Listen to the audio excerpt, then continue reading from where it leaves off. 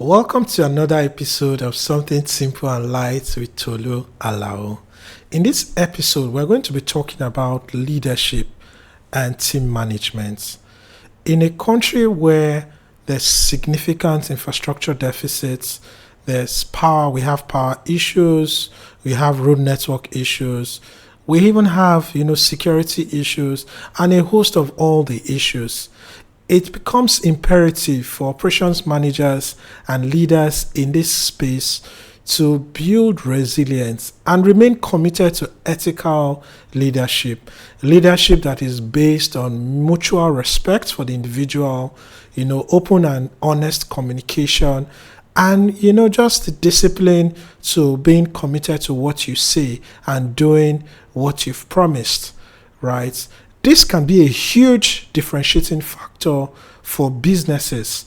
Being able to manage people who work with you in such a way that they can trust, that they can count on you when the going gets tough. Because in a country like Nigeria, it's just a matter of when the going is definitely going to get tough, right? Whether it's, issues around, customers not getting their supplies on time, or raw materials not coming on time, or meeting the right quality. Nigerian FMCG is in need of leaders who can not just talk the talk, but walk the talk. And that's why I believe it's important to have leaders who are passionate about, being honest in their dealings, in their communication, in their work, in how they deliver value for their businesses. Some of the key things that I would like to spotlight include communication. So with communication, you want to ensure that you have the lines of communication open with your team members.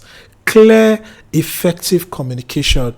Your team members understand what is expected of them, how they are expected to deliver value, how they'll be monitored, how their performance will be monitored, how they'll be rewarded for doing a good job, and just setting the expectation clear without any form of ambiguity.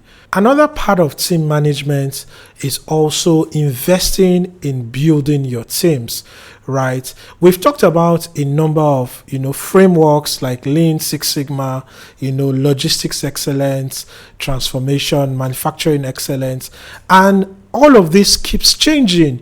Before you master one, another one is here, right? And in order to have team members that are motivated, inspired to keep creating value, you must constantly, as operations managers, invest in the learning and development of your team.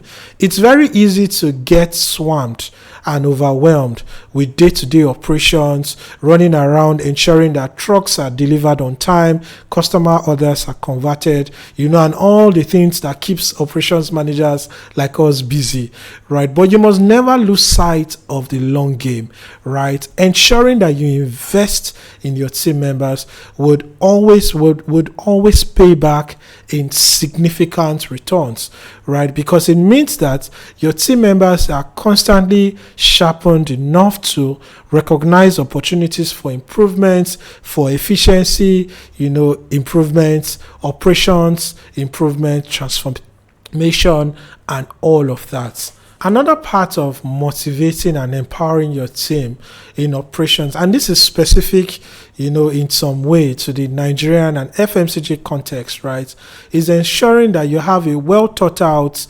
incentive program. One of the things that I see happen a lot of the times in production settings, in manufacturing settings, is many times the actual operators and team members doing the work, creating value, are usually not rewarded for meeting targets, surpassing targets, and all of that. I implore operations managers to work with their finance counterparts and business leaders to come up with incentives that motivate team members to go well and beyond their expectation. So you want incentives that not just encourage team members to do what is expected of them, but to invest in going way and above, in delivering value, recognizing opportunities for savings, and knowing that If all of this happens, there is something for them to get on the table, right? I heard some arguments, say things like, but we are paying them to do their work, right? What would you rather prefer? Somebody to do their work or somebody to do more than their work? Somebody to take initiative, to take ownership. And you want this to become an organizational culture where people naturally take initiative because they know that they are part of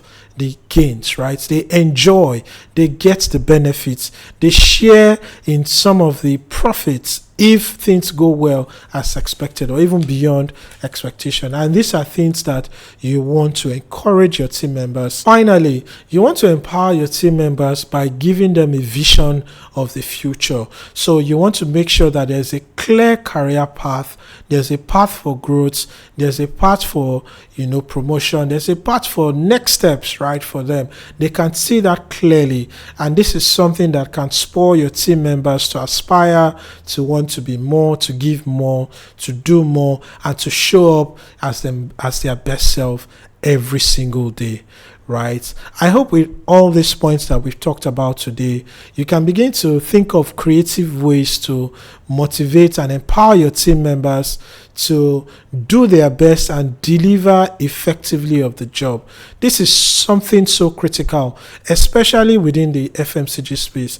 We are beginning to see a significant gap, especially around technical roles, getting technical team members who can, provide services in engineering, operations, even in quality, right?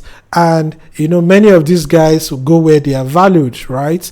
If there's value to be gotten or created elsewhere, even if it's outside the country, they take it, right? What you want is to build that system, that culture, that environment where talents are appreciated, talents are nurtured, talents are groomed, and they are valued, and there's a place for them in the future of the business. These are some of the things I want to leave you with today. See you in the next episode. All right.